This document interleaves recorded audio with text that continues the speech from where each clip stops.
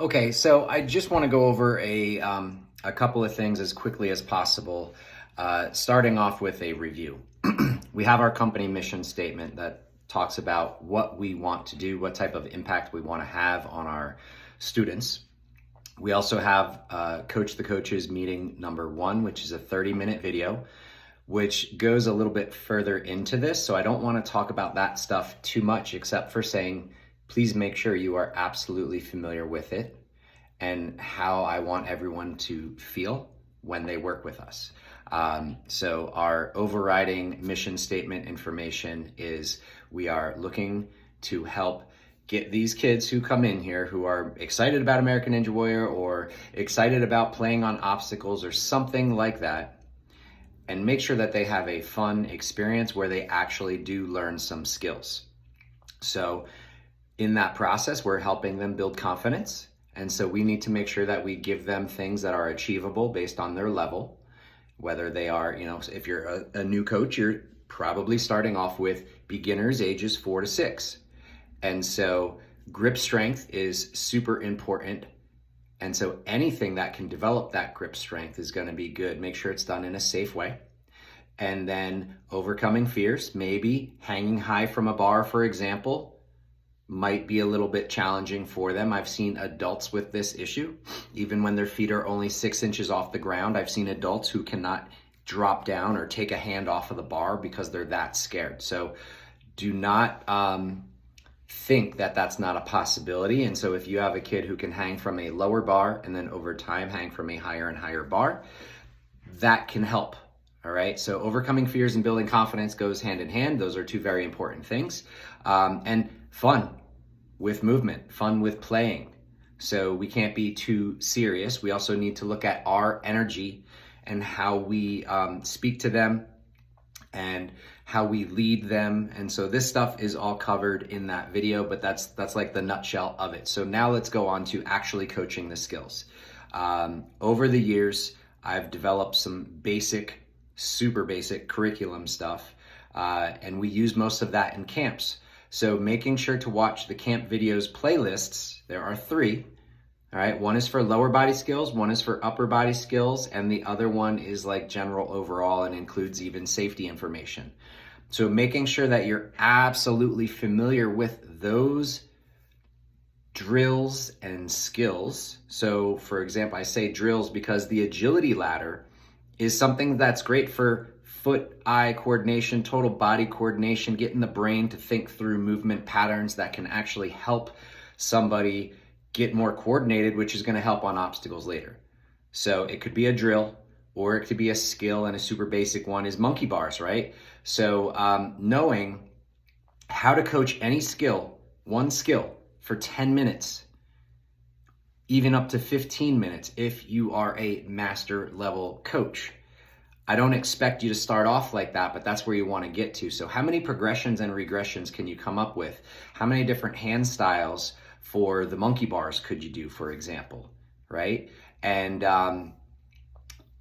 matching versus not matching and brachiating through, skipping a bar versus using every bar, going forwards, going backwards, going uphill, going downhill, various things like that are ways that the monkey bars could be used. How to spot a kid on the monkey bars to make sure that they don't fall and get hurt, and how to help get them up there. And when they're up there, making sure your hand is behind them in case they peel off and slip, and they were using, because our bars are sometimes high, that they don't fall on a hard surface behind them. So having a hand behind them to push them forward towards the mat if they happen to slip off the first or second bar.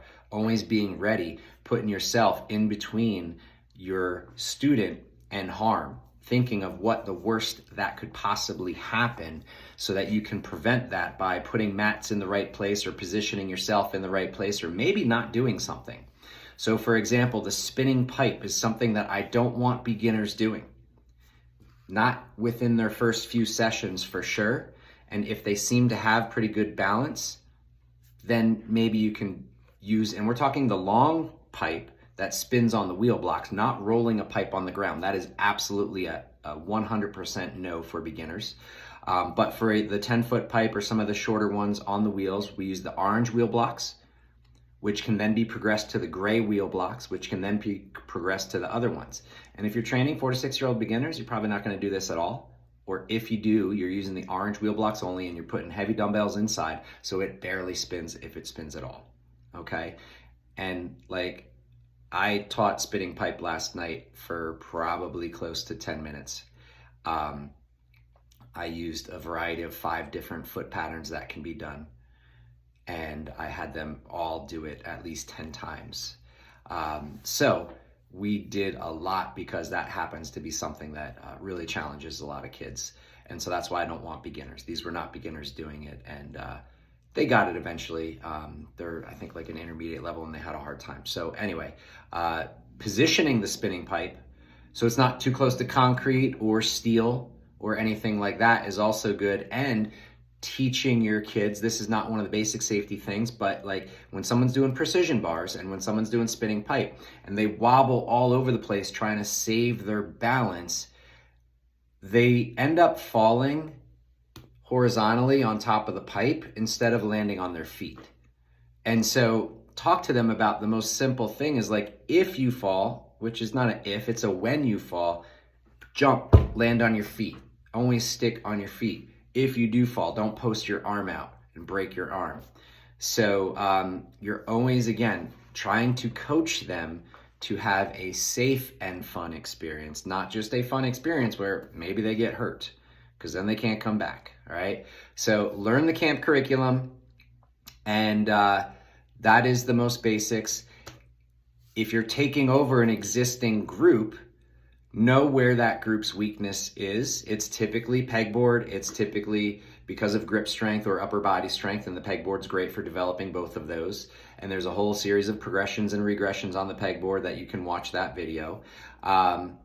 Monkey feet in the cage is another one that's a good one to help build their grip strength up. But the weaknesses tend to be precision bar balance, spinning pipe, pegboard. Spinning pipe, like I said, is not even beginner level. So you're just doing the precision bars first. Anything grip related. They're usually just doing monkey bars and rings at a beginner level. So you want to make sure that those are set at a height that is safe and reachable distance-wise apart, as well as reachable in terms of them getting from whatever platform to it, so that you don't have to do too much lifting of them. If you do, then you do, but maybe you could set it better next time so that you don't. And like occasionally you might get to like some cannonballs style holds or bananas and such. Usually those get mixed in. It's not like straight that. It might be rings mixed with some of those other obstacles so that they start getting into the harder stuff. But that's further down the road when they're a little bit better. So there's a super basic level. If you have any questions, reach out to me. Let me know. I'll give you some more specifics.